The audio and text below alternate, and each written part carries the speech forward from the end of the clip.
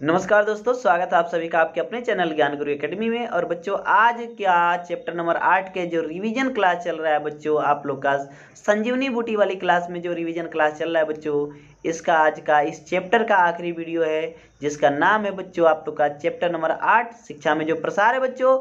और दीर्घ उत्तरीय प्रश्न जो 10 नंबरों का आपके बोर्ड एग्जाम में पूछा जाता है वो हम कवर करने वाले हैं इस वीडियो में। बहुत ही महत्वपूर्ण क्वेश्चन लेकर आ चुके हैं आपके स्क्रीन पे बच्चों, देख सकते हैं कि कितना महत्वपूर्ण क्वेश्चन है बच्चों। आपके शिक्षा शास्त्र का पूरा पोस्टमार्टम कर दिया है हमने आपके अपने चैनल ज्ञान गुरु एकेडमी पे। पहले थ्योरी पढ़ाई बच्चों, उसकी पूरी प्लेलिस्ट बना के रख दी है, अभी अब तक आपने नहीं देखा जाके तुरंत देख लीजिए। फिर इंपॉर्टेंट क्वेश्चंस कराया था बच्चों, कुछ 2-4 वीडियो उसकी आई थी। फिर हमने क्या किया, चैप्टर वाइज क्वेश्चन कराना शुरू किया। और अंत में फिर से बच्चों, जैसे ही चैप्टर वाइज क्वेश्चन शुरू खत्म हो जाएगा आप लोग का, फिर से मैं शुरू करने वाला हूँ बच्चों इंपॉर्टेंट क्वेश्चंस की सीरीज।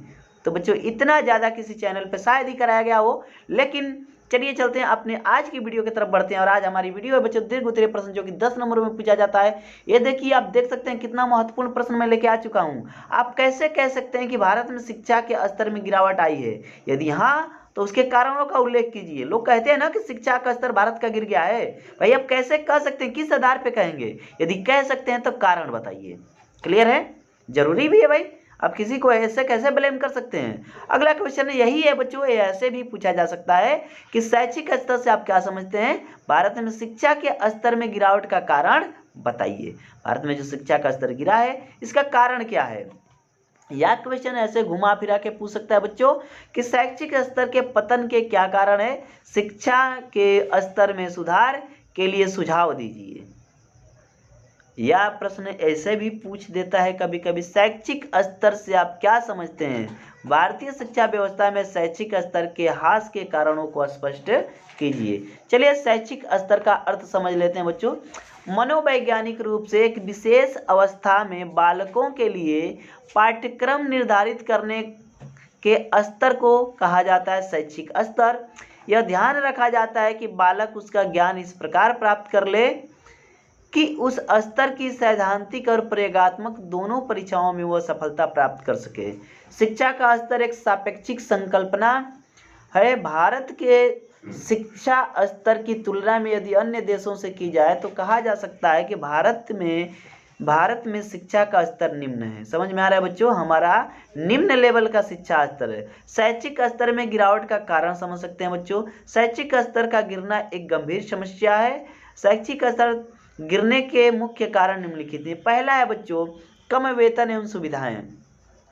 देखिए, कम वेतन और सुविधाएं क्या है बच्चों, ये ध्यान से समझेंगे आप लोग।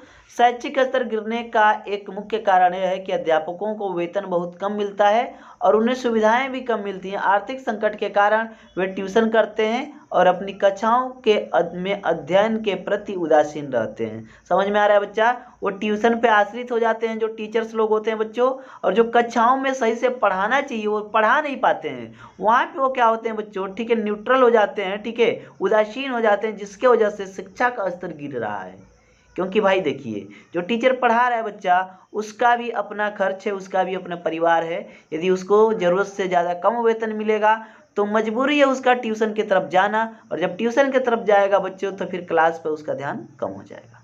क्लियर है ना? चलिए, दूसरा है बच्चों, शिक्षण पद्धति तथा शिक्षकों की अयोग्यता। देखिए बेटा, क्या होता है, आज की दोषपूर्ण शिक्षा पद्धति और शिक्षकों की अयोग्यता के कारण इस शिक्षा का स्तर बहुत गिर गया है। ठीक है। तीसरा पॉइंट है प्रबंध समितियों का अनुचित हस्तक्षेप।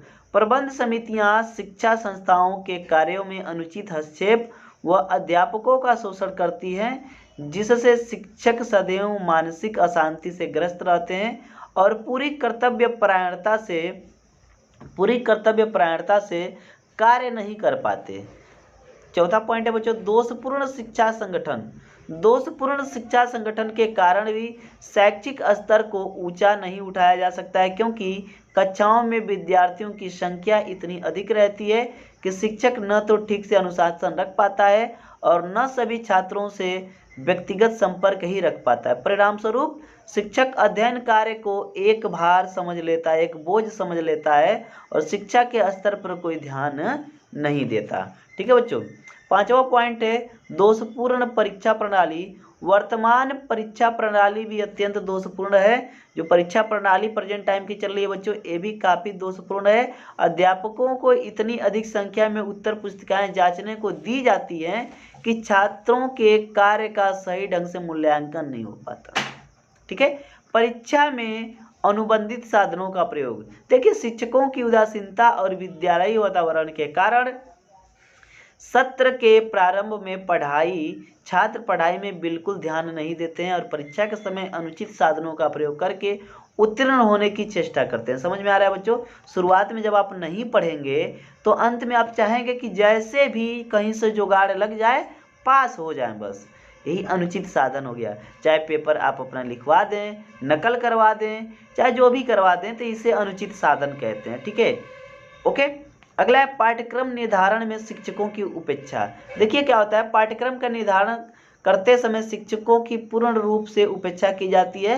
पाठ्यक्रम का निर्धारण वे व्यक्ति करते हैं जो शिक्षा सिद्धांतों एवं शिक्षण प्रणालियों से अनभिज्ञ होते हैं। कभी कभी पाठ्यक्रम इतना विस्तृत बना दिया जाता है कि शिक्षक पाठ्यक्रम को पूरा नहीं कर पाते। सही बात है बच्चों, सिलेबस इतना ज़्यादा बढ़ा दिया जाएगा कि टीचर के ऊपर एक बर्डन हो जाता है और टीचर पूरा नहीं कर पाता है।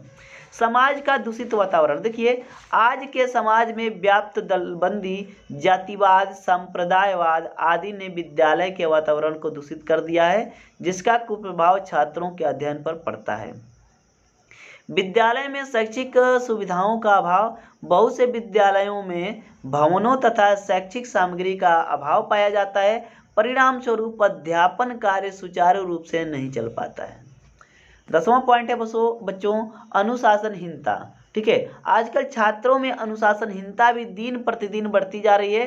हड़ताल व विद्यालय की तालाबंदी एक आम बात हो गई है। इस कारण छात्र अपना ध्यान अध्ययन कार्य पर केंद्रित नहीं कर पाते हैं। चलिए बच्चों, एक हेडिंग है आप लोग को, शैक्षिक स्तर में सुधार के सुझाव। ये जो शैक्षिक स्तर है बच्चों, इसमें कैसे सुधार हो सकते हैं, उसके लिए क्या सुझाव है वो समझते हैं। शैक्षिक स्तर में सुधार के लिए निम्नलिखित सुझाव कारगर सिद्ध हो सकते हैं। पाठ्यक्रम वैज्ञानिक व व्यवस्थित होने के साथ साथ छात्र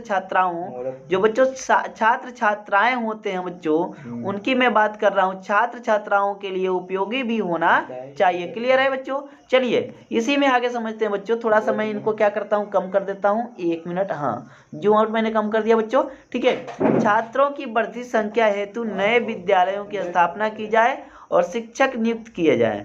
परीक्षा या मूल्यांकन प्रणाली में गुणात्मक सुधार लाया जाए।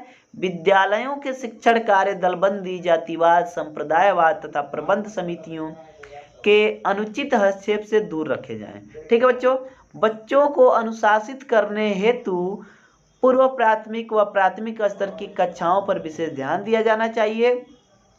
शिक्षकों की आय या वेतन तथा गुणवत्ता या कौशल में बढ़ोतरी के प्रयास किए जाने चाहिए। ठीक है बच्चों, परीक्षा में अनुचित साधनों के प्रयोग पर कड़ी निगरानी रखी जाए। अकादमी स्तर के अंक, मेरिट स्तर की नौकरी बंद कर प्रतियोगी परीक्षाओं को वरीयता दी जाए। ठीक है बच्चों, प्रत्येक विद्यालय या ब्लॉक स्तर पर कैरियर सलाहकार नियुक्त किया जाए। ठीक है बच्चों, सही बात है भाई, कैरियर सलाहकार नियुक्त होना चाहिए हर एक स्तर पे। शिक्षा को व्यवहारिक बनाया जाए, शिक्षा के बाजारीकरण को रोका जाए, गुरु शिष्य परंपरा को बहाल किया जाए। क्लियर है बच्चों? चलिए, तो टोटली बच्चों आप लोग का क्या हो गया बच्चों, टोटली आप लोग का ये दीर्घ उत्तरीय प्रश्न जो था 10 नंबरों का जो बोर्ड एग्जाम में पूछा जाएगा बच्चों, 100% पूछा जाएगा। समझ जाइए कि ये आना ही आना है, तो आपको क्या करना है, इन्हें अच्छी तरीके से तैयार कर लेना है। ओके डियर, तो चलिए आज के क्लास में इतना ही रहेगा। आई थिंक कि आपको सारी चीज़ें समझ में आई हो। स्वस्थ रहिए, मस्त रहिए, अपनों के प्यार के साथ, हल्की से मुस्कान के साथ कर दिखाओ कुछ ऐसा कि दुनिया करना चाहे आपके जैसा। मिलते हैं अगले क्लास में, तब तक के लिए धन्यवाद, बाय बाय, खुदा हाफिज।